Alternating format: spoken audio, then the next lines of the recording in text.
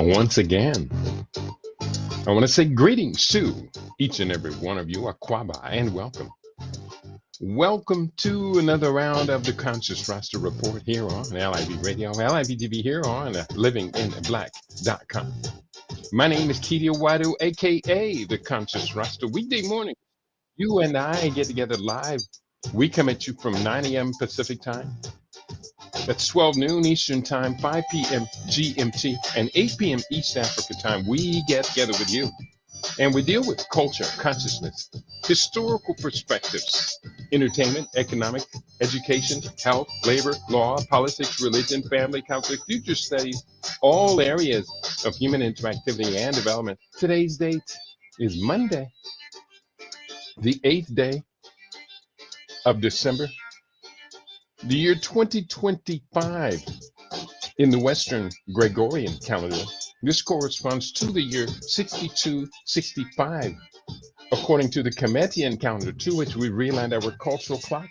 Welcome to the 7th millennium. You have found your family in a peaceful place here on LIB Radio, LIB TV, and livinginblack.com. I think I have a program that is really fantastic today. And I hope you do agree. I hope you will agree. This is a compelling topic. Now, I will admit this topic was suggested to me by my beloved sister for Africa One, who is in the UK. And personally, I think she's brilliant. And if she has any other suggestions for programming here on LIB Radio, that is most certainly welcome. So let's get into this topic today. The price to pay for the culture of fake beauty standards. The culture of fake beauty standards. So let's get this party started. We've got a lot of good, compelling research to share today. And I do see you in the house today, beloved, for Africa One, Sister Shingai. What a joy and it is to present this information, because you and I are on the same accord. I have been not complaining, but alarming our community, warning our community about this for some time. And then you step forward with a compelling reason to synthesize not only what I have known, but to go in even deeper. So let me tell you what today's report is. The price to pay for the culture of fake beauty standards. Welcome to the Conscious Rasta Report. Today we're examining the health risks hidden in common beauty products used by millions of women daily. Drawing from scientific evidence, we investigate potential dangers in artificial nails, false eyelashes, and synthetic hair extensions like Kanekalon. From harmful chemical exposure to allergic responses and the long-term effects on health, fertility, and cancer. This episode provides essential information to help you to make educated choices about beauty practices that support your well-being. So that's what we have on the table today. In today's report, we will focus on point 1, studies on exposure to nails and false eyelashes. The glue highlights cyanoacrylate as a key harmful component in some exposures.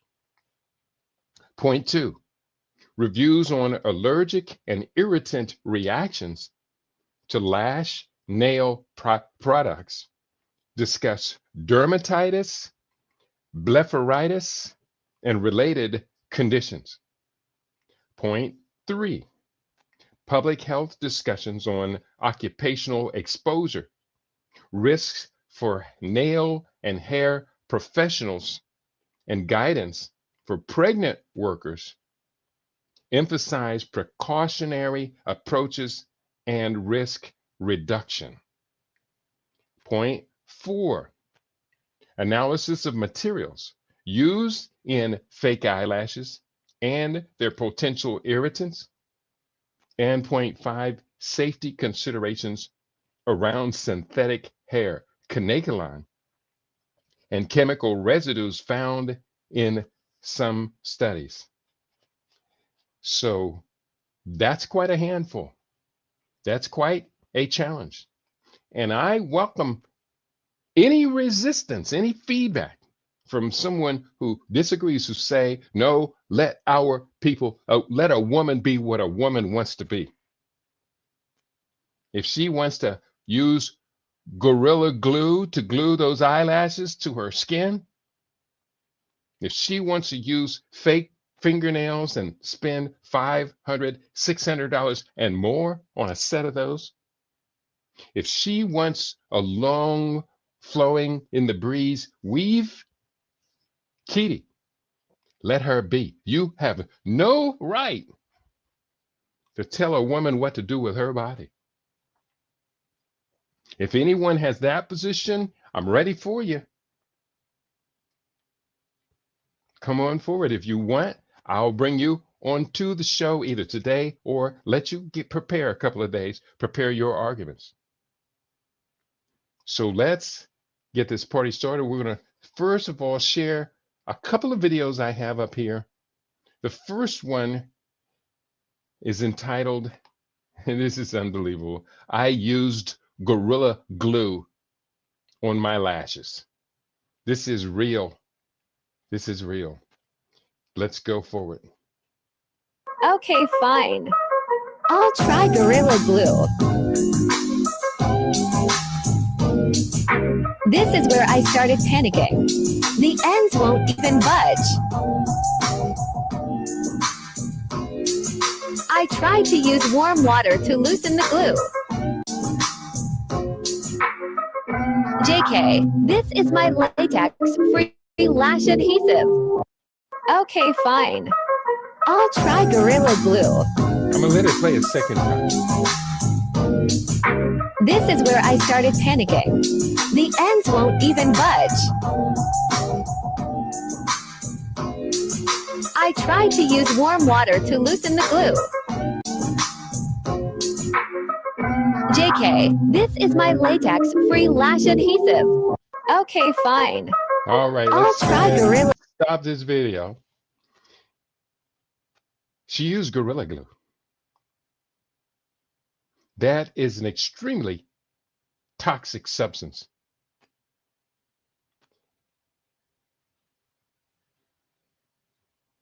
That's an extremely toxic substance on her eyelashes. Now, there are official glues that professionals use and everything, and I'm going to talk about them today because they contain extremely toxic chemicals that are known to cause cancer, carcinogens. And then this woman uses a Gorilla Glue. Now, I'm not going to comment on her personally, but trust me, everyone out there, no, no, no. You cannot use Gorilla Glue on your false eyelashes. You can't do that. You can't do that. Now, there's another video I want to share here. It's a nail technician, and I'm going to share this video here. Bear with me. Have to click on a bunch of different links, and we're going to get this up.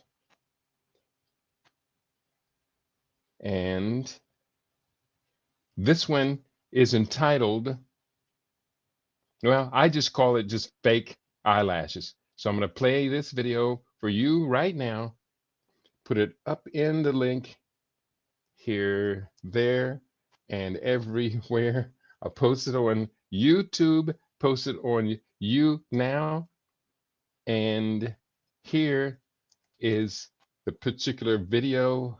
I'll post it up over here, share the screen, me talking to myself. And here is this particular video. Wait, don't go here yet. I'm going to play this one onto the stage, and let's go to this video. Come on, video. Things I don't charge for as a nail tip. Snacks. Always feel free to grab some, we all get hungry.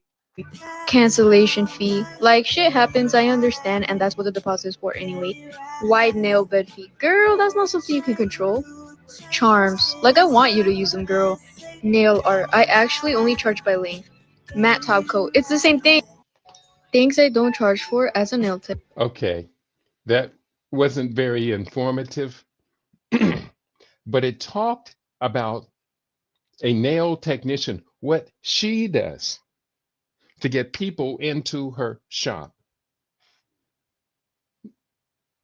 And it showed, and of course, those of you hearing the replay are not going to be able to see the videos, the visuals. But if you go to my Facebook page, you will see the links to the videos. So those of you listening to a replay, please do visit my Facebook page, Kidi Awadu, and get the links and share the links amongst your circle of associates. Share that with any younger women that you know. And let's do what we can collectively do for our sisters. So let's go forward. I'm going to go into my research now. I've been compiling this for many years. I do use AI prompts for many of my shows nowadays, and I like Perplexity. I think Perplexity outshines all of the other chat GPT engineered AI searches that are out there. It's more contemporary. It's got a powerful what's the backline to it? I put in this prompt. List as many as possible of the negative health impacts of the false nails, fake eyelashes, and synthetic Kanekalon hair that are being used by women. Are there specific toxins in these products or the glues used to attach them?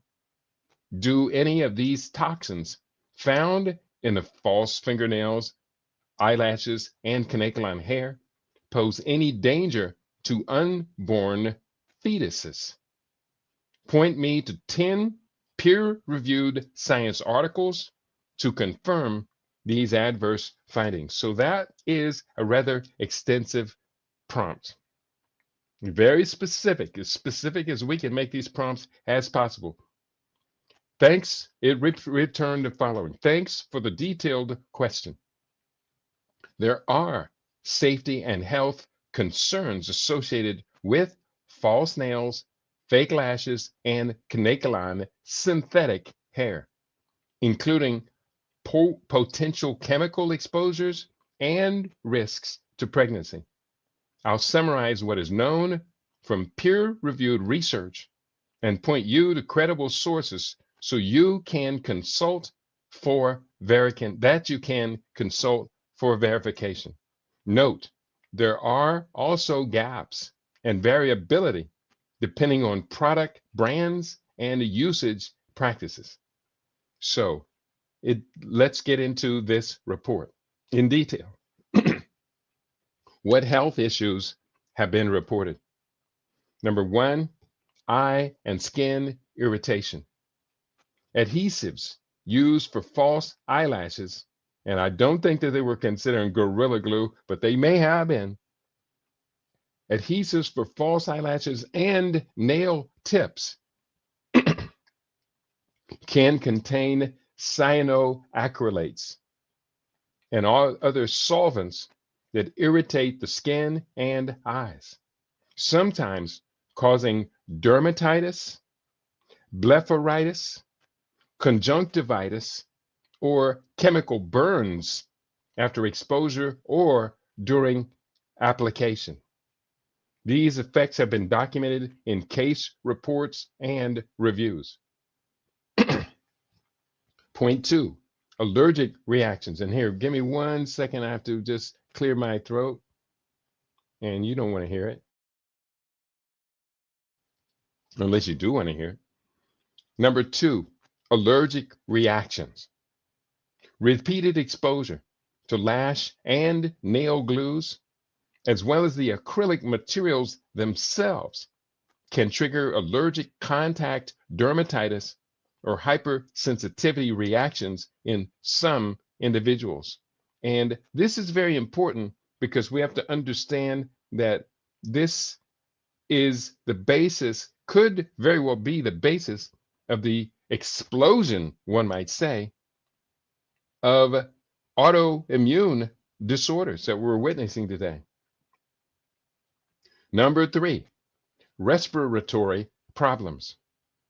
Inhalation of vapors from solvents and cyanoacrylates during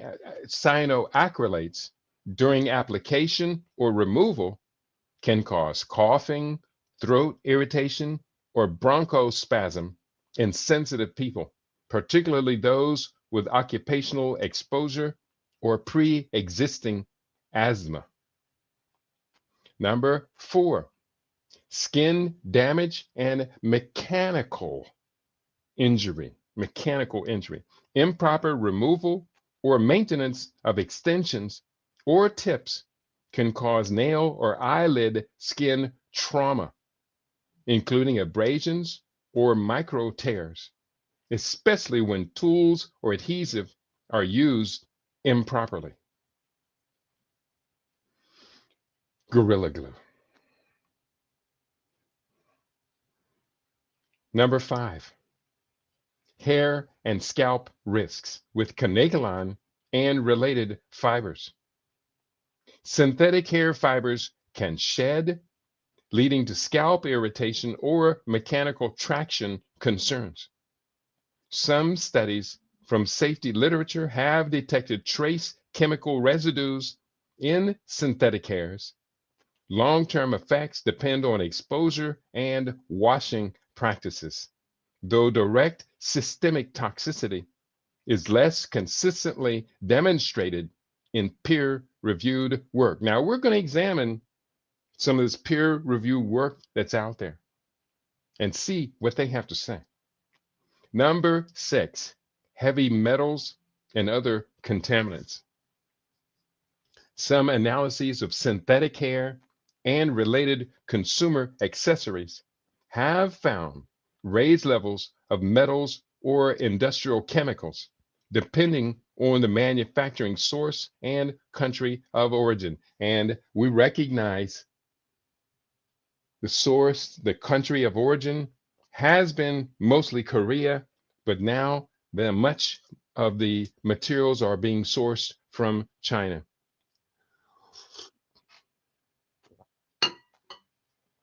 So depending on the source, manufacturing source, and country of origin, the health relevance ranges from dermal irritation to potential systemic exposure with prolonged contact, though robust causal links to specific health outcomes require more study.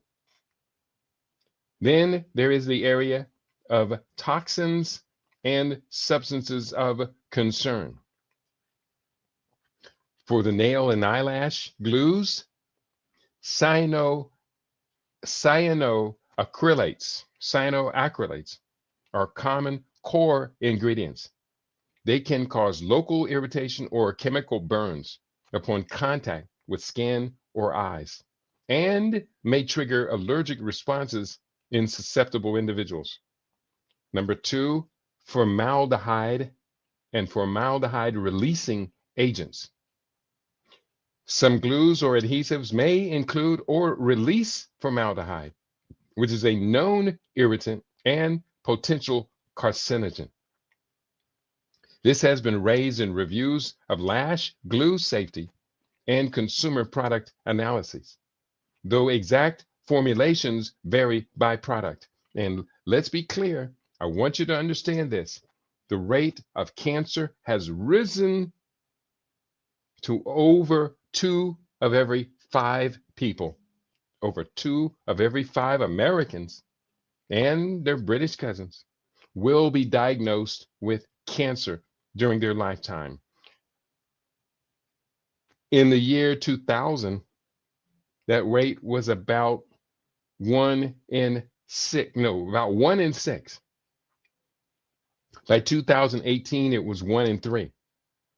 In the year 1900, it was 1 in 24 diagnosed with cancer.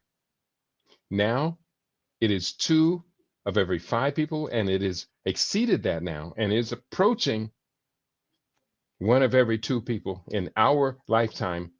You and I will witness 1 of every 2 people developing cancer. So something's going on, and we better alert. We need to alert our young women, the carriers of the next generation. They carry the egg, they carry our next generation. They are our future. We got to alert the young women. Your life is in extreme danger. It's not worth it. And men who are attracted to the fake eyelashes, the fake nails, and the fake hair,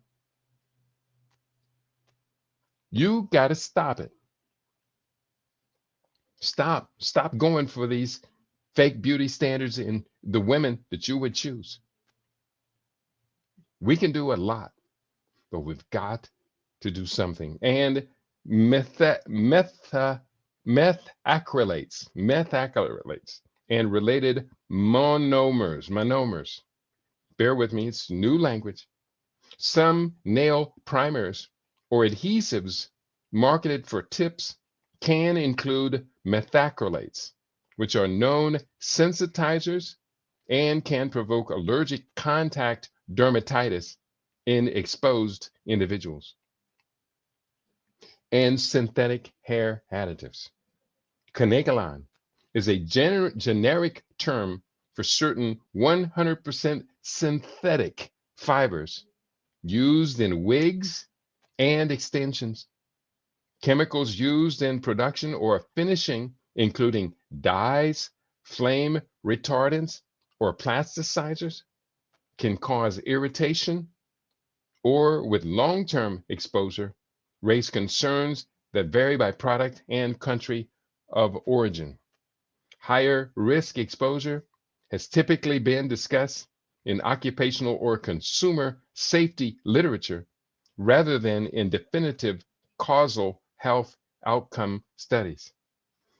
And I first learned about Kanekalon, it would have been about 1996. My daughter was getting hair extensions. Her cousin was doing it professionally. And so she came by the house. It was cold out. I remember it was a cold day. And I came in the house, and the air was full of this acrid plastic smoke. And I walked in and said, "What's going on in here?" And everybody kind of giggled and laughed. My daughter was there. My younger daughter was there. And their mother was with them, and the cousin. And they say, "Oh, we're burning the tips for the plastic that they were weaving in her hair, or burning the tips." And I said, "What is that material?" And that was when I first heard of Kanekalon. And I immediately rushed into my laboratory. I pulled up Kanekalon on a search engine. This is in the early days of the web, and I was really early adopter and pretty good at it. And I came back in the room a few minutes later and I said, "I'm sorry, I will pay you for what work you did today in full, but I want them taken out immediately." And they grumbled, they complained, but they took them out.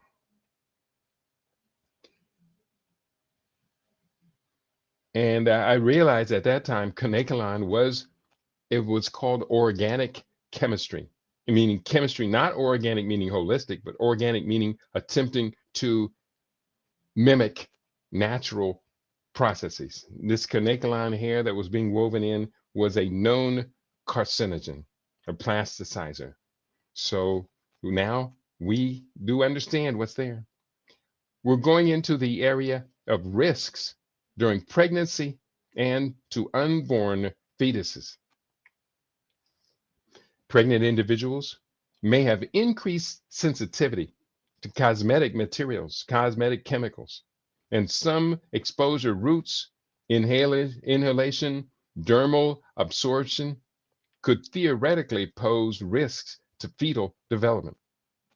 Public health bodies like the CDC, NIOSH highlight occupational exposure concerns for nail salon workers and advise appropriate precautions. However, direct, high quality evidence linking cosmetic use by pregnant consumers to fetal harm is limited and often context specific, being occupational exposure, high dose, or chronic exposure. Because many products lack full ingredient disclosure and formulations vary widely, there is uncertainty about fetal risk for specific products used in consumer settings. The cautious approach is to minimize exposure to unknown chemicals during pregnancy and opt for safer, clearly labeled products where possible. And I say minimizes exposure pre-pregnancy because many of these exposures are heavy metals and toxic carcinogens. So who's to say that we, because of our ignorant behaviors, have already exposed the next generation to the carcinogens which will remain in their system until the cancer formation gets out of control. Peer-reviewed sources and examples to consult. So I have a whole lot of sources to consult with, and I welcome any commentary from my listening audience. You are in the house. Please do share your thoughts. I'm going to put up some of these sources and links, and let's see what we can do to spark a conversation. Now, bear with me. I'm going to put this up here in another link so I can go to there in just a second. But I also want to put up these links, not hot links. These, well, I guess they are hot. The first one I want to talk to is entitled Exposure to Nail and False Eyelash Glue, a case series and discussion of cyanoacrylate related reactions and management. So bear with me. This is going up here onto my Facebook page. I want to paste it in a place where it's permanent as well. And I could have done all of this earlier before the show, but it's been a busy morning. And it says file not found, so I'm gonna have to do this a different way. Paste this one, and it's gonna search for it on DuckDuckGo. And exposure to nail and false eyelash glue, a case series study written by Elena Brambilla et al. And it is what journal? The International Journal of Environmental Research and Public Health. So bear with me. I'm going to start reading this one. Now, wait a minute. I want to post this one more place before I do so. Did I get it in there? Yeah, I got it in. Okay. Here's what the article has to say. Abstract. The use of artificial nail tips in professional manicure services and the application of false eyelashes are a growing trend among young women. Often this, quote, beauty routine, unquote, is performed at home without the supervision of an expert beautician, raising health problems due to either the spillage of these products or the accidental exposure to children. The aim of this study is to review the Pavia Poison Control Center clinical records to identify the frequency, the most common route of exposure, and the possible risks associated to these events to support the decision-making process in emergency departments. The Pavia Poison Control Center database was retrospectively searched for records reporting nail or false eyelash glue exposure from January 2007 to April 2020, and 42 patients were identified. Among the patients, 76% presented symptoms from mild to severe, while 24 were asymptomatic. The most common route of exposure was dermal through cutaneous contact, as determined for 19 patients involved. Among these, 7 patients presented with second-degree chemical burns, cutaneous erythema, and ocular symptoms, meaning with their eyes. The most dangerous glue compound was cyanoacrylate, leading to symptoms in 16 out of 22 patients, while 3 cases remained asymptomatic. Even if this exposure is relatively rare, nail and false eyelash glue can be seriously harmful, especially when exposure occurs via dermal or ocular routes. In the case of emergency, it is important to treat the patient as fast as possible to limit the damage caused by a burn. However, even though these products are often perceived as harmless, safety precautions should be taken to prevent children from accidental contact. And it goes on and on. This is a peer review, and it goes on for a number of pages. I just want to see if I can get the summary paragraph. Conclusions. In conclusion, the present manuscript reported a high number of different cases in terms of age group, routes, and types of exposure, compared to the available literature, has updated, broadened, and reinforced the knowledge of these unusual injuries.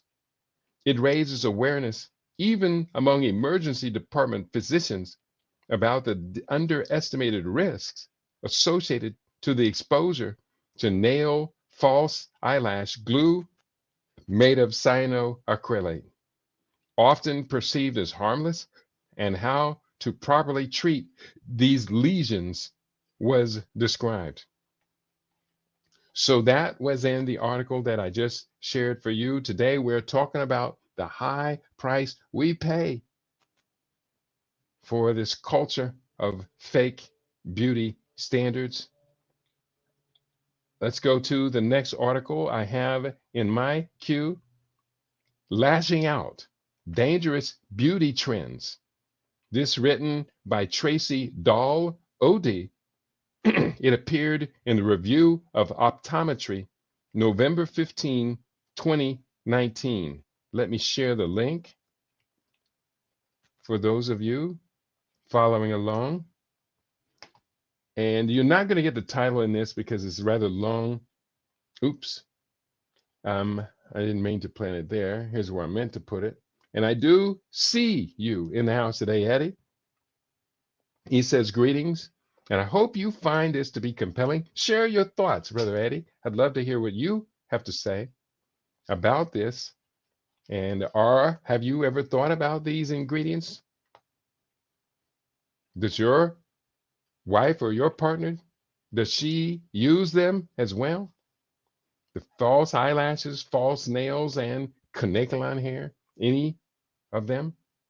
Well, I hope we can all take this personally. And it may not be your spouse, but you may have nieces, nephews, nephews increasingly, but nieces. We're concerned about the females today, the real females. because these children born to these females, they belong to all of us. And because many of us who are baby boomers did not do a proper job of researching and finding out this stuff and protecting our daughters and granddaughters from this, we as a people are suffering. We are suffering. And I'm hearing from people constantly suffering from autoimmune disorders, cancer, and kidney failure.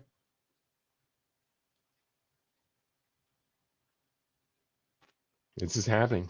The liver is really taking a beating in all of this because the liver has to keep your body detoxed. So we're doing the best we can. For Africa One in the house, I see your comment. She says, I suspect that many of the women using these products are not eating holistic, healthy nutrition, adding to the toxic load. And I think your assumption is right on point.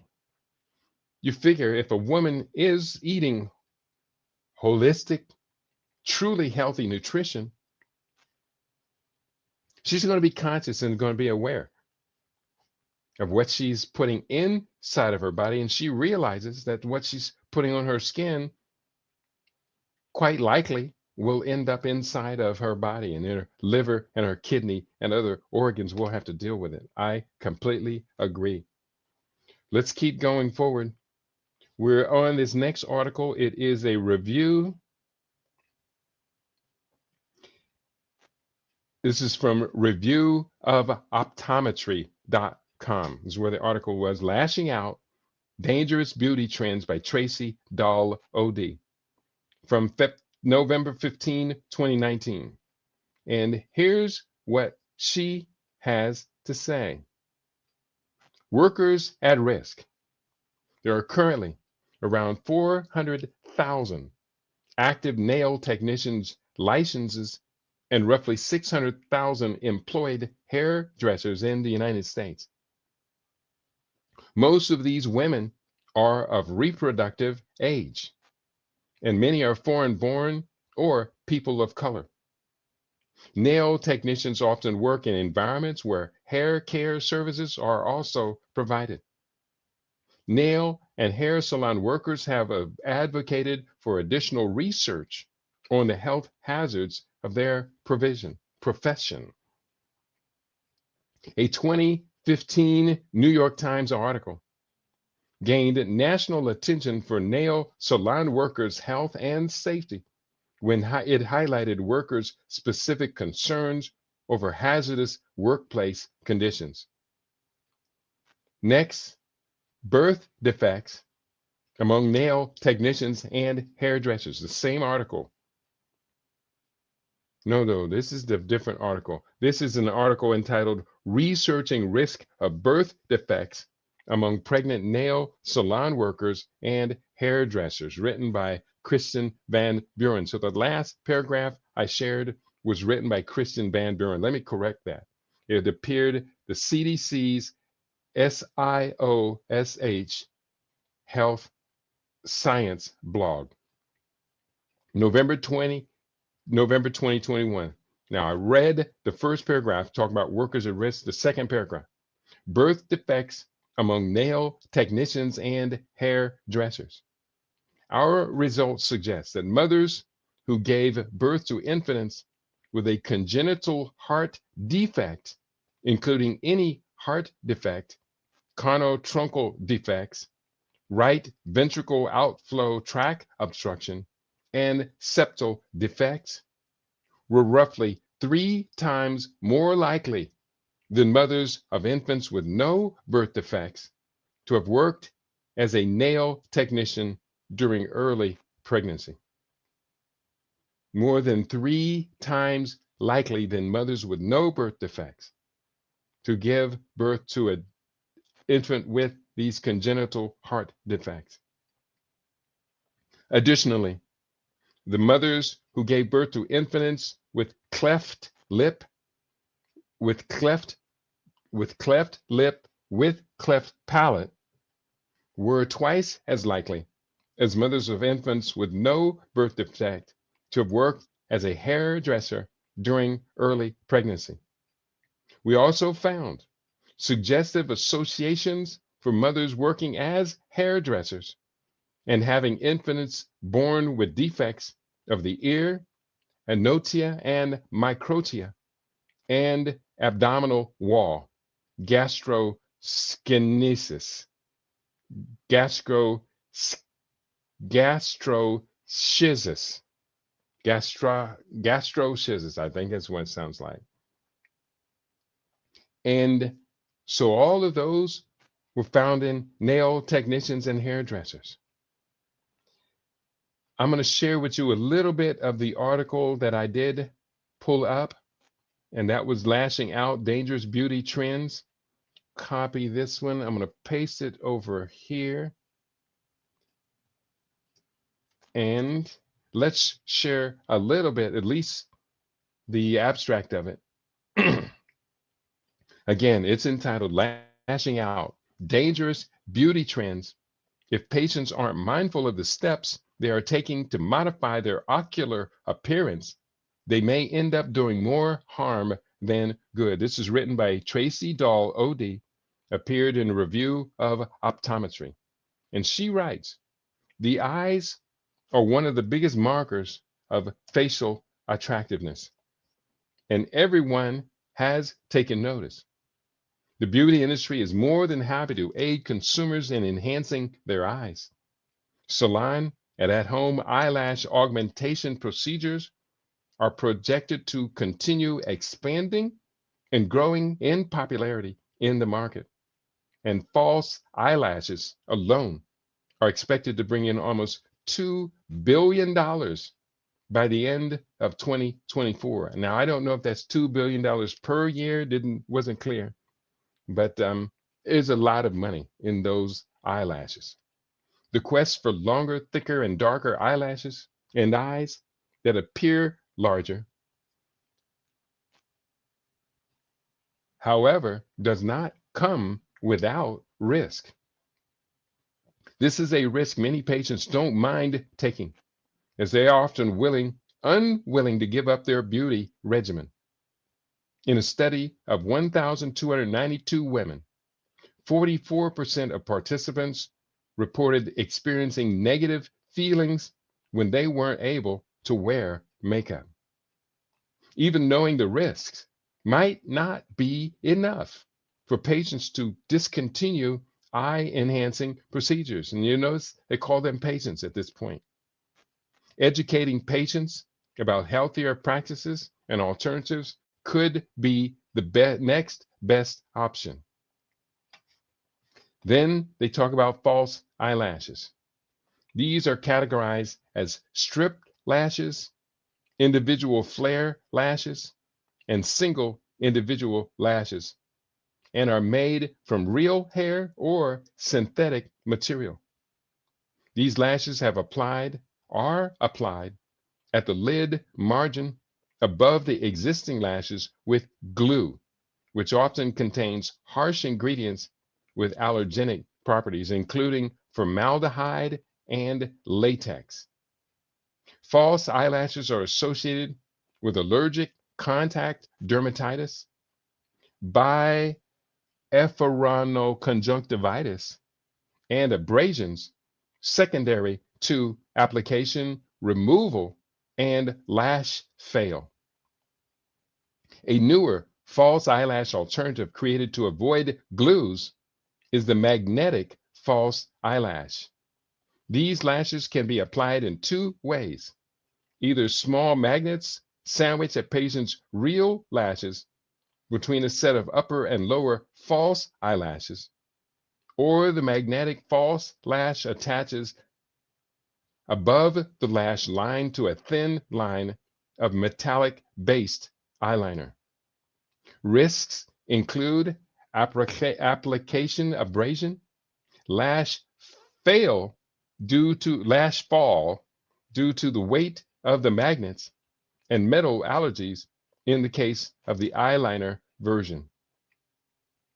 If patients choose to use false eyelashes, recommend that they use glues that do not contain formaldehyde. Choose lashes of a natural length, 1/3 the eye width, to facilitate the best ocular health by maintaining proper aerodynamic flow and avoid funneling air and debris into the ocular surface. And use partial strips instead of ones that extend the full lash line to avoid using more material than necessary. Patients should take breaks in false lash wear or reserve them for special occasions. Placing a small amount of glue or metallic eyeliner on the inside of the wrist as a patch test could alert patients to potential allergies before contact dermatitis occurs on their eyelid. Lash and lid procedures were created to enhance and rarely replace makeup. Mascara is often used in conjunction with false eyelashes to help blend them with the real ones. The addition of ocular cosmetics further increases the risk of irritation, allergic reaction, and infection. Eye cosmetics themselves can contain allergenic and toxic materials. The nonprofit Environmental Working Group has a free online database that rates more than 70,000 cosmetics and ingredients in terms of safety for doctors and patients alike to learn more about different products. And then it goes into specific eyelash extensions. I'm going to read one paragraph only. This approach differs from false eyelashes in their application.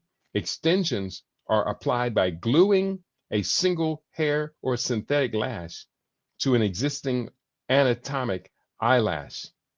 This is a long process and takes a trained esthetician between 1 and 3 hours to apply 50 to 200 lash extensions individually with forceps. The glues involved with application contain the same allergenic ingredient as false eyelashes, sometimes in even stronger concentrations. Post-application ocular irritation is common. Whew. What do you think? Any comment? I see Eddie is in the YouTube, but I'm getting no comment from there. Let me see if anybody else, I can view this on YouTube, see if anybody else is talking to me. And we're going to know in a second. Bear with me. Nobody's speaking to me. We'll do the best we can. Hopefully, the best we can is good enough. I do see people in the YouTube have hit the like button. So I suspect that you are there listening. Talk to me if you can. I do see Eddie in the house. He did say greetings. Okay, let's go forward. I've got a lot of research. We maybe gotten through about half of it. We did talk about the next article, and I didn't put this up in the link. So let me put this up here for our listeners to review. And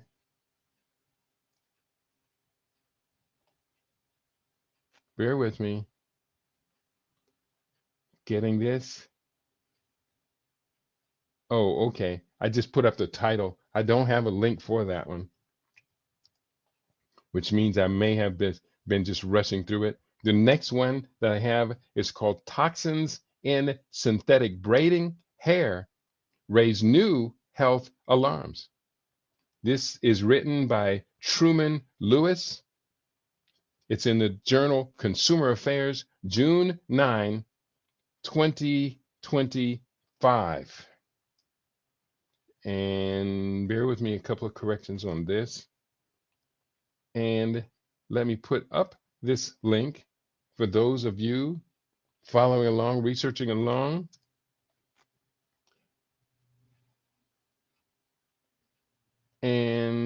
there is that link, and I'm going to put it up on my Facebook page as well.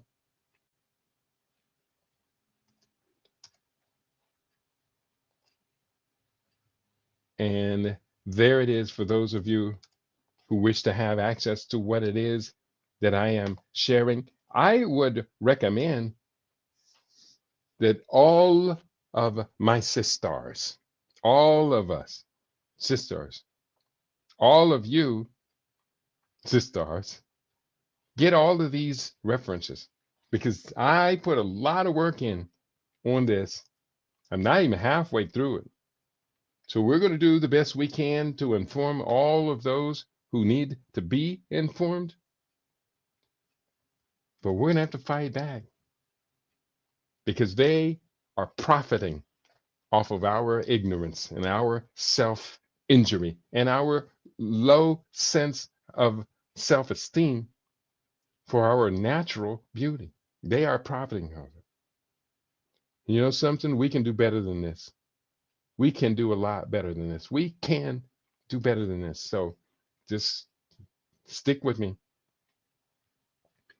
I'm reading from this next article. Toxins in synthetic braiding hair raise new health alarms, written by Truman Lewis, Consumer Affairs, June 9, 2025. Point one that's in this article. Synthetic braiding hair contains carcinogens and heavy metals, raising health concerns for Black women. Point two, experts call for more transparency and regulation. And I do agree. Point three, Black women's health at risk from carcinogens, which are cancer-causing chemicals, and heavy metal. I asked,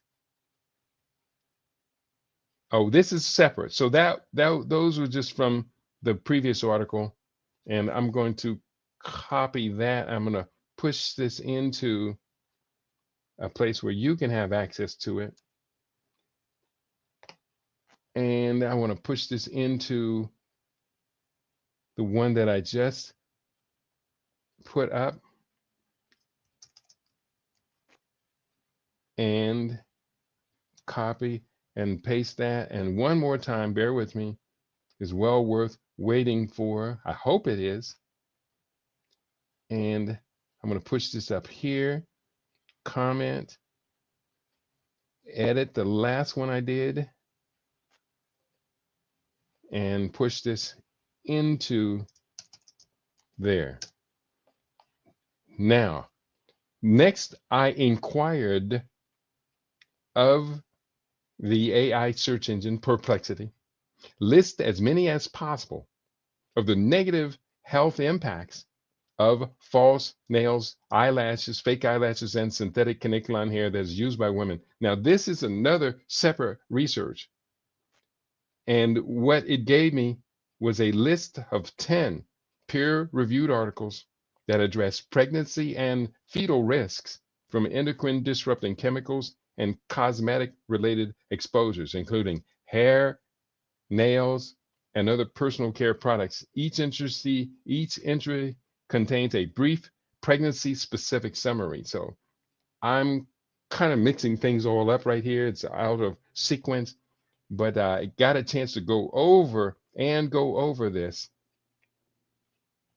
And the first one is going to refer to, I'm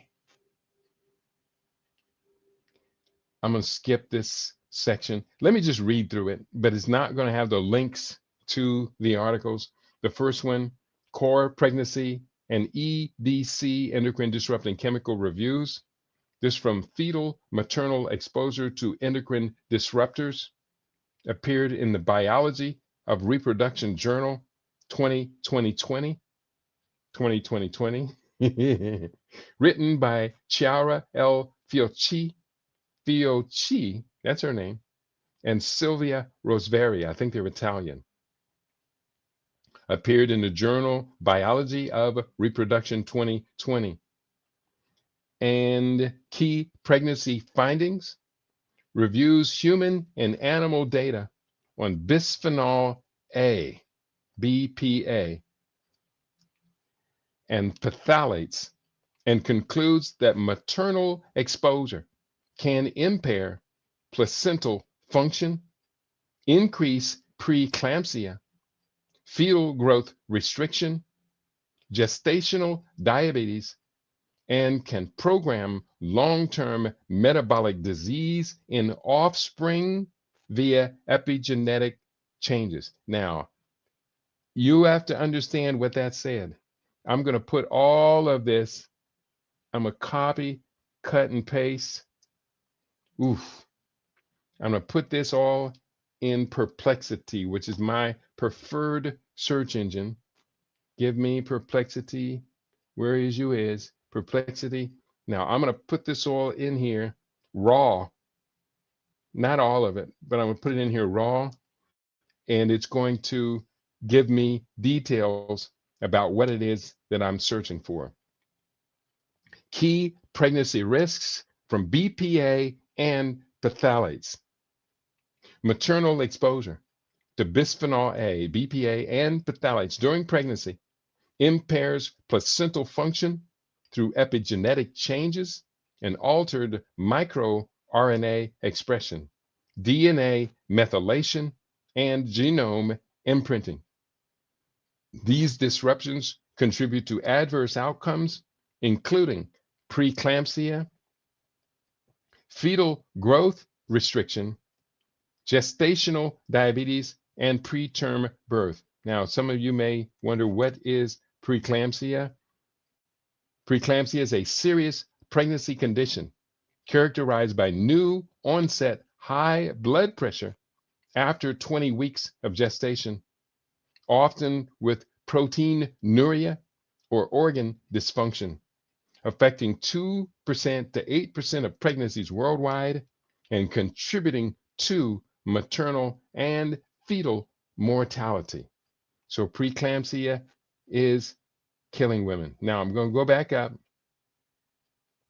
Evidence from human and animal studies.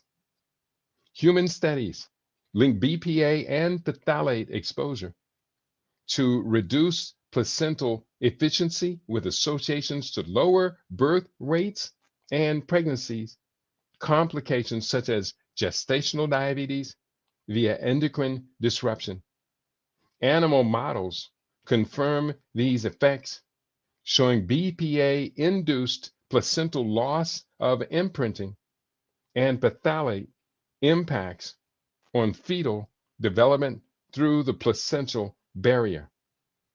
Offspring face long-term risks like metabolic diseases due to programmed epigenetic modifications, meaning the metabolic diseases, which include high blood pressure, diabetes, high triglycerides, just overweight, obesity, abdominal obesity, visceral fat, including disruption of your gut microbiome, cancer, non-alcoholic fatty liver disease.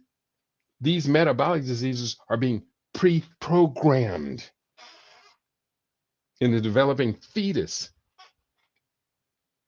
This is due, in this case, to exposure to substances known in the fake eyelashes, the glues, the fake fingernails, the glues, and in Kanekalon hair, synthetic hair, endocrine disrupting chemicals.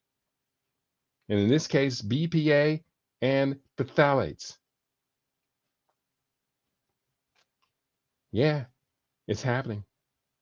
The mechanism of impact. How is it happening? What's the mechanics of it? BPA triggers trophoblast apoptosis and impairs estrogen-mediated angiogenesis, elevating preeclampsia risk, while phthalates disrupt thyroid and sex hormones, leading to growth restriction. Both chemicals alter nutrient transport and placental gene expression, programming offspring for obesity and diabetes. Programming offspring for obesity and diabetes.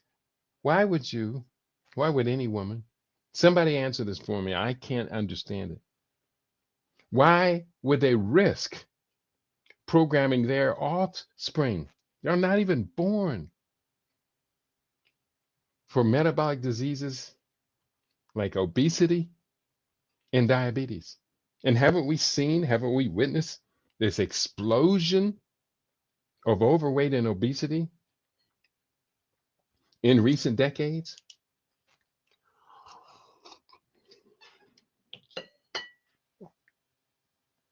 Somebody talk to me. Eddie, Eddie signed in a little bit earlier, and I never heard another word from you, man. But I bet you are in the house. Why? Let me copy this paragraph and paste this. Well, it gave me a link, a research. It gave me a reference. This is from the journal Frontiers in Public Health, August 2020. The endocrine disruption of prenatal phthalate exposure in mother and offspring. I'm just going to copy this, put it into my hyperlink. I'm going to read from it, but I'm going to also share it with those of you who are interested. Again, I would recommend go to my Facebook page and show me you're interested. You can get all of these links. I do see for Africa One, ironically, this seems to be the outcome of Eurofeminism, which expounds the notion that women can do what they with their bodies. Yeah. Regardless of the impact on themselves, their children, or society. You're right. That's a European feminism, but now it belongs to us. We adopted it as our women. I don't do these things. You don't do these things, but you know what I'm talking about. We need these young women. We absolutely need these young women for the continuity of our generations, and they are failing it. They're failing it largely because my generation did not prepare them properly to be able to resist Eurofeminism. I do completely agree with you. Eurofeminism is a curse to humanity. It is. It is a curse. While respecting women's sovereignty, appreciating that women are coming out of a millennia long disrespect of them in Western culture. And Africans did not disrespect our women until we became Christians and Arabs or Islamic and Hebrews. That was when they taught us to disrespect our Africana womanism. But we got to get over it. Eddie is now still here, still learning. Thank you, Eddie. Great to have you in the house. I have put up the endocrine disruption of prenatal exposure in mother and offspring. I put that article up. So that is confirming where I was reading key pregnancy findings, the mechanisms of impact, preeclampsia. We did define preeclampsia as a serious pregnancy complication characterized by new onset high blood pressure. And that's metabolic disorder in the mother after 20 weeks of gestation, often with proteinuria or organ dysfunction. Proteinuria, it deals with misaligned, improperly defined proteins in the blood and proteinuria. That's also protein in the urinary tract or organ dysfunction. Causes and risk factors: impaired placental blood vessel development leads to poor circulation, irregular blood pressure regulation, and release of factors causing widespread inflammation and vascular issues. Risk factors include first pregnancy, prior preeclampsia, chronic hypertension, obesity, multiple gestation, IVF, in vitro fertilization, conception, family history, and age extremes. Symptoms of preeclampsia include severe headaches, unresponsive to medication, visual disturbances like blurred vision or light sensitivity, upper right abdominal pain, shortness of breath, sudden swelling, nausea, and reduced urine output, proteinuria, activated liver enzymes may appear on tests. And it goes on, talks about diagnosis and treatment. Diagnosis involves high blood pressure at above 140/90, urine protein checks. These are diagnosis, blood tests for platelets and liver function, and fetal monitoring via ultrasound. Treatment involves blood pressure control with antihypertensives, and that's drugs, magnesium sulfate for seizure prevention, corticosteroids for fetal lung maturity if preterm, and delivery as definitive cure, often preterm if severe.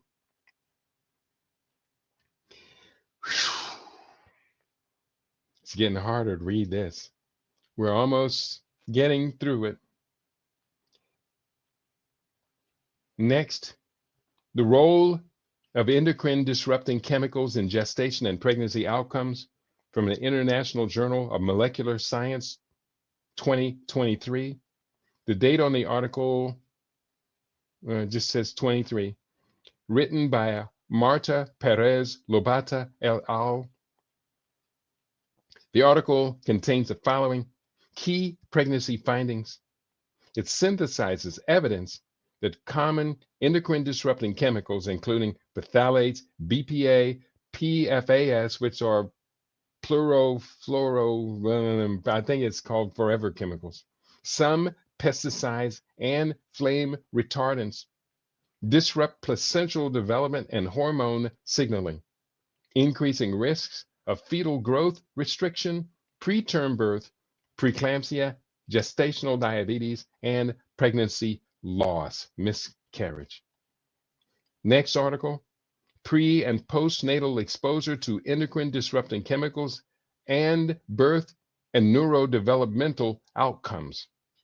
From clinical exposure, no, this is from Clinical and Experimental Pediatrics 2023, the authors Hyun Jun Kim et al. Here's what they found. Key pregnancy findings. Reviews data linking prenatal exposure to BPA, phthalates, and other endocrine disrupting chemicals with preterm birth, small for gestational age, altered birth weight, congenital abnormalities, and later neurodevelopmental issues in children. Neurodevelopmental issues in children, it sounds like autism to me. It sounds like attention deficit hyperactivity disorder to me. It sounds like what used to be called retardation. Now it's called neurodevelopmental disorders. Wow. The next article, the role of personal care products as endocrine disruptors affecting pregnancy and early life. This from Frontiers in Endocrinology 2025. And it found key pregnancy findings, written by multiple authors. Key pregnancy findings focuses specifically on personal care products, cosmetics, hair, nail products, fragrances, summarizing how product-related phthalates, parabens, and UV filters are associated with impaired fertility, adverse birth outcomes, and endocrine mediated developmental effects. Next article, I'm just going through the titles and the article. If you can write them down and search them, that's all the more better for you. This phthalates and cosmetics in pregnancy. Exposure risks to phthalates by cosmetics and personal care products in pregnant women and early life. This is from the journal Chemosphere 2025, written by X Chang et al. Key pregnancy findings: systematic review of phthalate exposure from cosmetics and PCPs finds higher urinary phthalate metabolites, meaning the residue, in frequent users and links to hormonal disruption, miscarriage, preterm birth, low birth weight, and early puberty via disruption of maternal and placental steroid hormones. Now, I got to look this one up.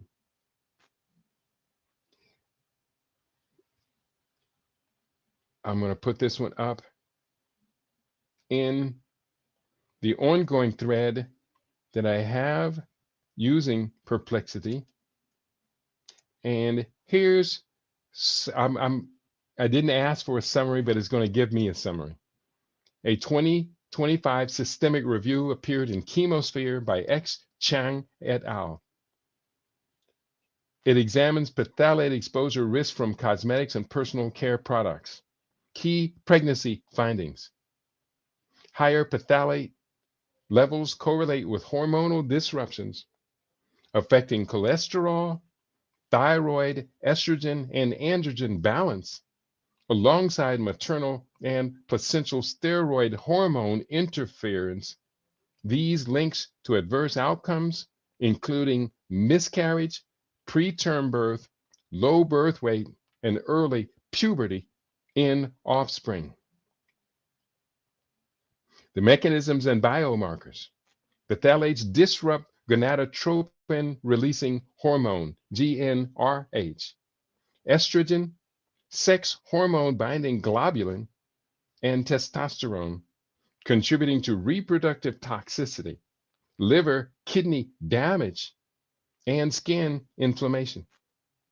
Biomarkers include DNA methylation changes, placenta-derived extracellular vesicles, mRNAs, miRNAs, and mRNAs, maternal lipid glycemic profiles, and malodialdehyde, MDA levels. Now, they did give a link to that, and I put that one up. And did I get it? The use of hair cosmetic problems linked to increased phthalate exposure in pregnancy from May 2025. So I'm going to copy this, put it in the URL, and I'm going to paste this on my Facebook page because I suspect a lot of people just are kind of like overloaded. And here it's going up on my Facebook page. For those of you who are interested in learning more, please do study this. What if all of us took just an area, just a 10%, 15 area of this big pie of everything I'm putting on the table today, and everybody said, I'm going to grab that piece and I'm going to become expert at that. Then what you would research would be added to what I'm researching. That way I could focus more on my areas of expertise. And then you and I could all get on a plane and go to Africa, go home, and tell our people, don't do what the Africans in the diaspora did, or I'm reminded of an old reggae song, don't do what the Romans do. Don't swerve, don't swerve, don't lose your nerve. Just do what you know is right. It's right. Follow Jah Light. I remember my friend Sundance used to sing that. Don't do what the Romans do. Don't swerve, don't swerve, don't lose your nerve.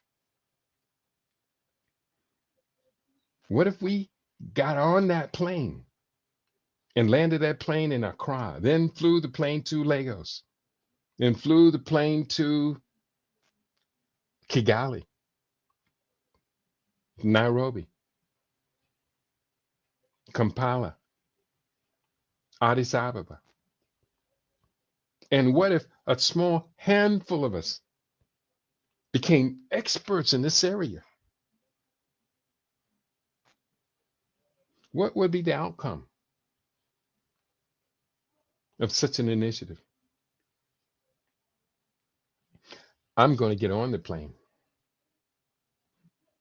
and I'm going to do the best I can when I get off that plane in Dar es Salaam, in Johannesburg, when I get off that plane all over the motherland continent.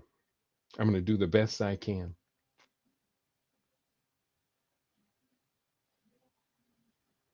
We're almost finished. We're almost finished. And I remind you, this is Fund Drive month. December, Fund Drive for LIB Radio.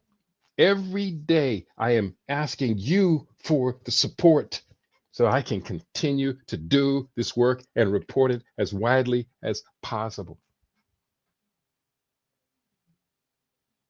Your support is very important. I couldn't have done it. I couldn't have brought you today's report without your input and your support.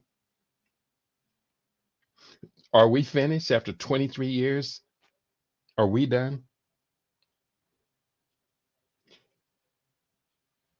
I do see my sister. She said, this is heartbreaking. Thank you for this critical information. I suspect many women are ignorant of the don't, or I don't think they will be. Many women are willfully ignorant or of the impact of these toxins and are unable to consider the long-term consequences of this behavior. Many will go to mainstream medication for treatment. You're right. And what did mainstream medication do to warn these women, stay out of this? Don't do this to yourself. Don't do this to your unborn children. I am outraged. I'm outraged at everyone. I'm outraged at everyone except for you for Africa One and Eddie. I'm not outraged at you because you are doing the right thing. For Africa One, I'm doing this report today. This is one of the most important reports I think I've ever done. And if I had to shut down tomorrow because we're out of money today,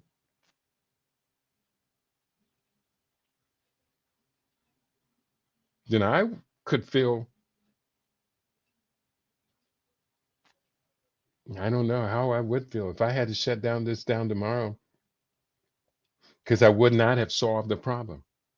I gave avenues to solve it, but these avenues require money.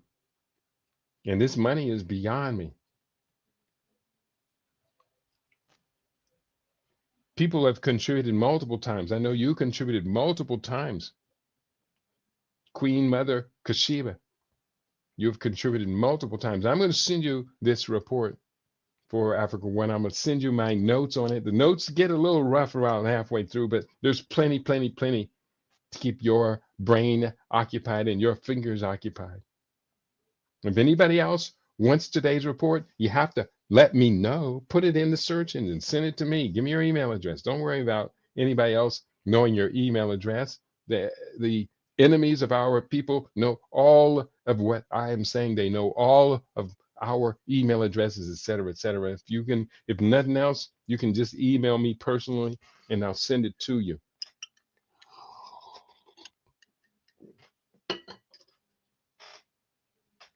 But we've got to do something. We've got to do something. We got to get serious. We've got to get serious about protecting our child bearing age daughters and granddaughters.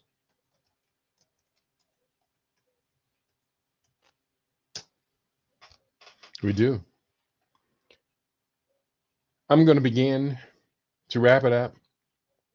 Eddie's in the house again. He says, still here learning.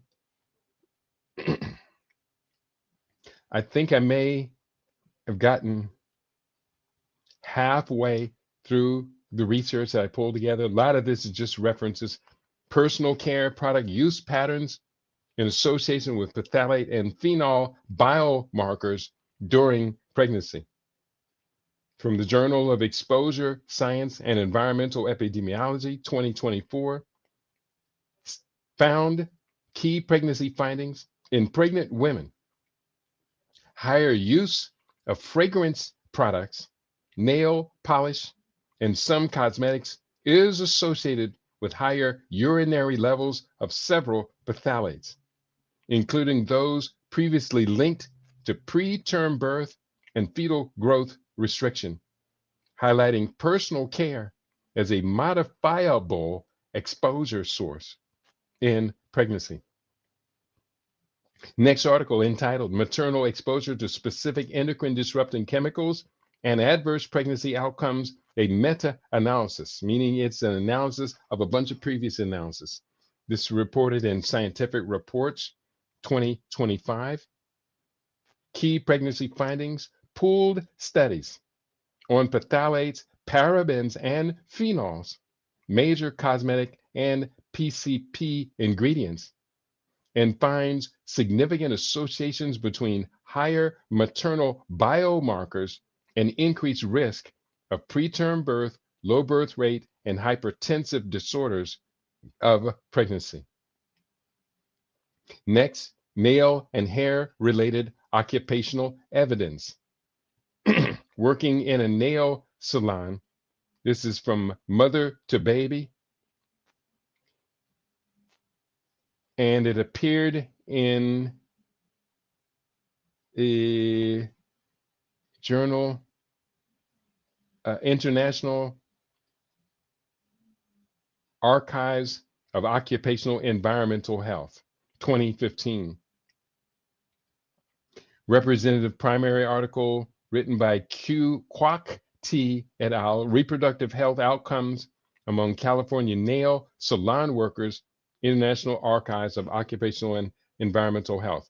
Key pregnancy findings. Small occupation cohorts, small groups, not small people, small occupational cohorts of nail technicians exposed to mixtures of solvents, formaldehyde, and phthalates report signals for increased risk of low birth weight, gestational diabetes, and placentia previa.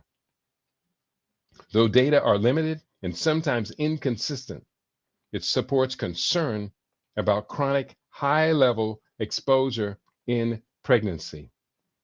And I don't know what placentia previa stands for. Let me see if I can get a definition of that real quick. Define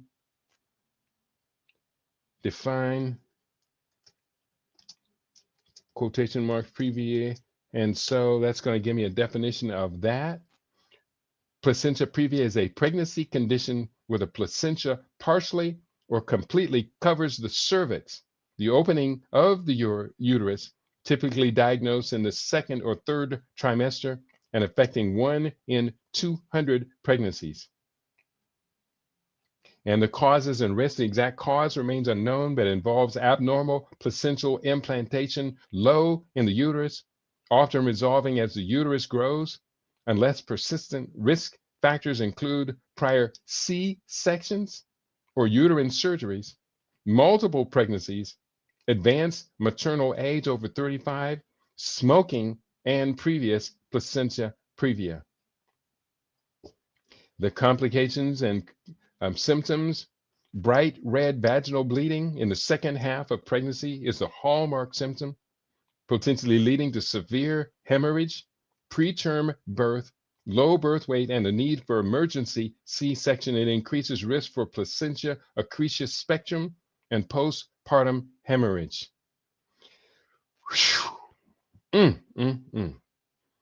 Okay, keep on going. You can see how this got so long, because as I was researching all of this, I kept going back into perplexity.ai and saying, what does that mean? I break all these different pieces down.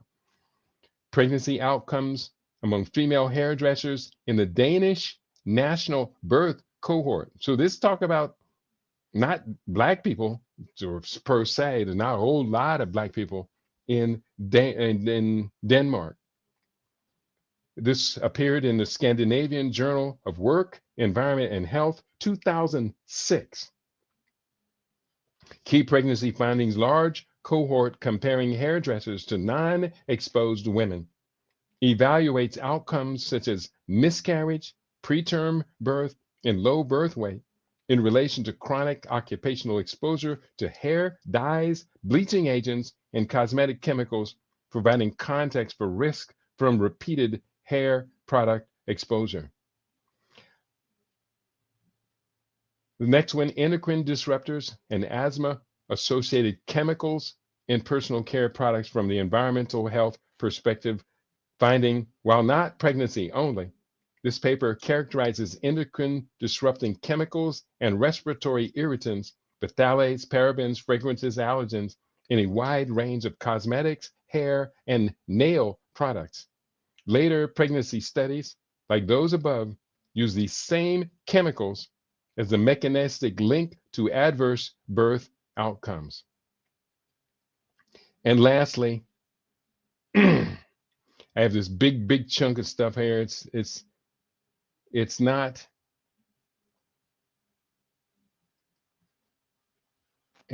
organized, but let me just real quickly organize it a little bit. It says Chat GPT 4.0 mini, negative health impacts of different products and the health impacts. And bear with me real quickly, bold this. And I'm only going to just do just a couple more minutes. I'm about to wrap it all up for today, because I know I have overwhelmed you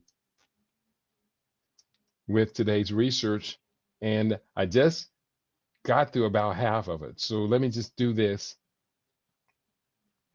The negative health impacts and the product, and they're talking about false nails.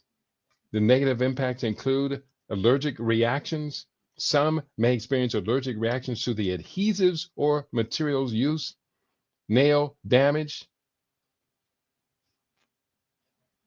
Prolonged use can weaken natural nails, leading to splitting or peeling. Infections. Bacteria or fungi can grow under the nails, leading to infections. Chemical exposure may contain harmful chemicals such as formaldehyde, and toxicity. Some products may emit toxic fumes when applied or removed. So, next is fake eyelashes. Eye irritation. Adhesive can irritate the eyes, causing redness or itching. Infections may lead to improper application, can lead to bacterial infections. Allergic reactions. The adhesive may trigger allergic responses in sensitive individuals, as well as traction alopecia. Repeated use can weaken natural lashes and lead to thinning. Next, synthetic Kanekalon hair. can lead to, number one, skin irritation, may cause allergies or irritation to the scalp or skin. Heat damage. If heat styling is used, it can cause burns or irritation. Scalp infections. Improper maintenance can lead to fungal or bacterial infections of the scalp. And weight issues. Heavy extensions can put stress on hair follicles, accelerating damage. Additional details talked about the false nails, nail bed issues. Damage can extend to the nail bed, leading to long-term health problems. Removal issues. Improper removal can cause significant damage to natural nails, including the acetone used to remove some of these things can be very problematic. Next, it talks about fake eyelashes. Vision can cause vision problems. If the eyelash becomes loose, they risk getting into the eye and causing vision issues. Chronic symptoms, regular irritations can lead to chronic eye conditions if not managed. And then there is the Kanekalon hair. Synthetic Kanekalon hair, allergic reactions. Some individuals may have reactions to the synthetic fibers or dyes used. Tension-induced hair loss. Tight installations can contribute to hair loss or thinning. These health impacts vary from person to person, depending on skin sensitivity and maintenance practices. Regular monitoring and taking precautions can mitigate some of these risks. And then there's more, but I'm going to wrap it up right now. The next question I asked, are there specific toxins in these products or the glues used to attach them? And we talked about formaldehyde, toluene, a solvent used to remove them, can affect the nervous system associated with headaches and dizziness. Dibutyl phthalate, used as a plasticizer. We talk about the toxins in fake eyelashes, cyanoacrylate, formaldehyde, parabens, and then the toxins in synthetic hair, including acrylics, heavy metals, certain heavy metals, cheaper synthetic hairs are particularly heavy metals, which are toxic upon prolonged exposures, chemicals used in processing, and I'm just highlighting these. And then general considerations talks about ventilation. Oh my goodness, I keep adding more and more and more and more and more and more and more. Do any of these toxins found in the cause false fingernails, eyelashes, and Kanekalon pose any danger to unborn fetuses? And I did answer that one already. So we're just going to wrap it up. It's been a good day here on your LIB Radio. I want to thank you all for your paying close attention. I hope you found today's report to be useful. For Africa One, I'm going to let you have the final word. She says, Medase P. Brother, I look forward to the notes and doing what I can with the information. Your input inspired this session, and I, along with your global LIB family, am quite pleased. We are satisfied that we have the research in hand. And so thank you, thank you, thank you for all you do for all of us I do encourage those out there that are recalcitrant, that are still holding back. You don't have to hold back any longer. Step forward. Be bold. If you disagree with anything that I have said, please point it out. But we can be bold. I encourage each and every one of us to the book I published on this is from 1997 called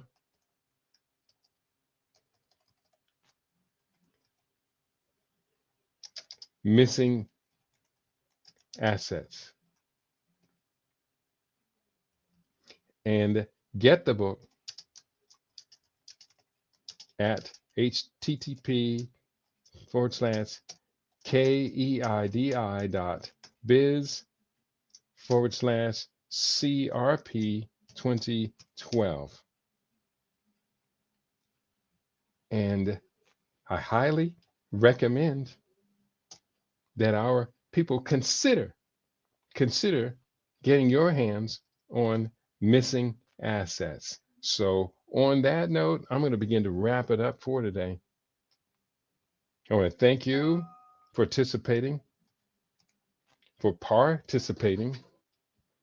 and for coming up with the idea to even do this program in the first place, for which I am grateful. If you have any other ideas for programs, please do share, because your brilliance in seeing what could be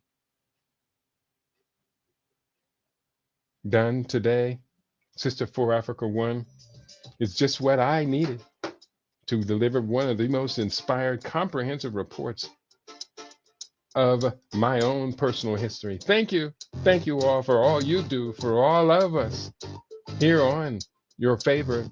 We aim to be your favorite. I am Kidiobia Wadu, aka the Conscious Rasta. This is LIV Radio, LIV TV, livinginblack.com. Tell your friends to tell their friends that we have our own now, and we should be very proud of who we are, what we have done, and where we are going with our collective future. LIV Radio, LIV TV, and livinginblack.com. Peace, y'all, and prosperity to each and every one of you.